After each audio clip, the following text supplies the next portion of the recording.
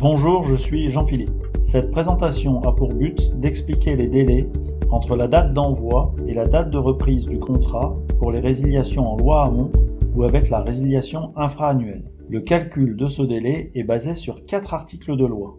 L'article L113.2 du Code des assurances qui dit que la résiliation prend effet 1 mois après que l'assureur en a reçu la notification. L'article L113.12 du Code des assurances qui explique la date de notification présumée en fonction de la date d'envoi. Dans notre cas, le lendemain de la date d'envoi. L'article L641 du Code de procédure civile qui explique comment se calcule pour la loi un délai d'1 mois. Finalement, l'article L642 du Code de procédure civile qui explique que tout délai expire le dernier jour à 24 heures. Nous allons baser notre présentation sur 4 exemples bien différents. Le cas général, le cas d'une reprise souhaitée au premier des mois de février, mars, mai, juillet, septembre, octobre et décembre, le cas d'une reprise souhaitée au premier des mois de janvier, juillet, juin, août et novembre, et finalement le cas du 1er avril. Pour le cas général, prenons l'exemple d'un envoi au 15 janvier. D'après l'article R113.12 du Code des assurances, la date de réception de la notification est présumée être le premier jour qui suit, c'est-à-dire le 16 janvier. D'après l'article L113.15.2 du Code des assurances, la résiliation prend effet 1 mois après que l'assureur en a reçu la notification. Et d'après l'article L641 du Code de procédure civile, pour ajouter un mois à une date, il faut prendre le mois suivant et garder le même numéro de jour. Dans notre cas, le 16 février. En appliquant ensuite l'article L642 du Code de procédure civile, qui dit que tout délai expire à 24 heures, la date de fin du contrat est le 16 février à 24 heures.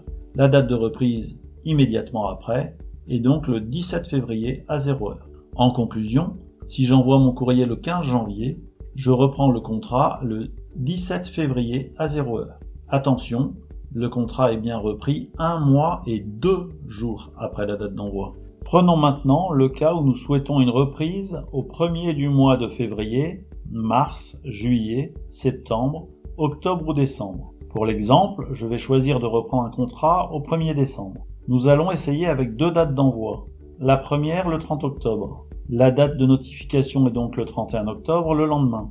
Pour ajouter un mois, d'après l'article L641 du Code de procédure civile, nous tombons sur le 30 novembre. En effet, je cite, « À défaut d'un quantième identique, le délai expire le dernier jour du mois. L'expiration est toujours à 24 heures, et donc le 30 novembre à 24 heures, et la reprise du contrat est donc le 1er décembre à 0 heure. Afin d'être certain que le 30 octobre était le bon choix, je vais essayer un envoi au 31 octobre. Dans ce cas, la date de notification, le lendemain, est au 1er novembre. Ajoutons un mois. Nous arrivons sur le 1er décembre à 24 heures pour la fin du contrat. La reprise serait donc le 2 décembre à 0 heure.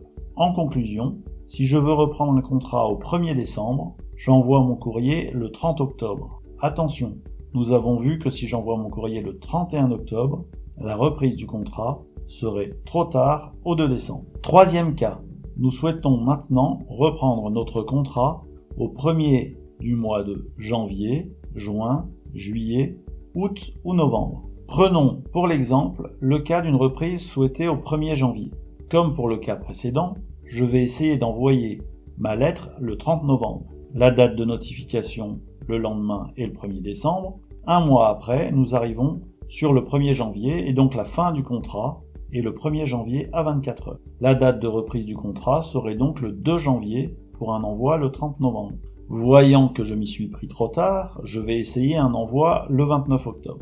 La date de notification le lendemain est le 30 novembre. La date de fin de contrat un mois après est le 30 décembre à 24 heures. Je reprends donc dans ce cas le contrat le 31 décembre à 0 heure. Si je résume, en envoyant mon courrier le 29 novembre, la reprise du contrat serait le 31 décembre.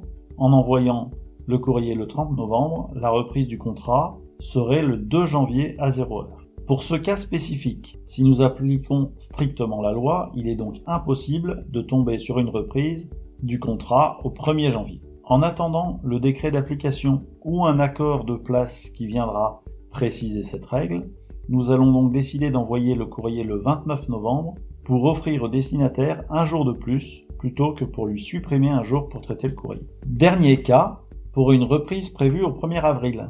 Et ce n'est pas une blague.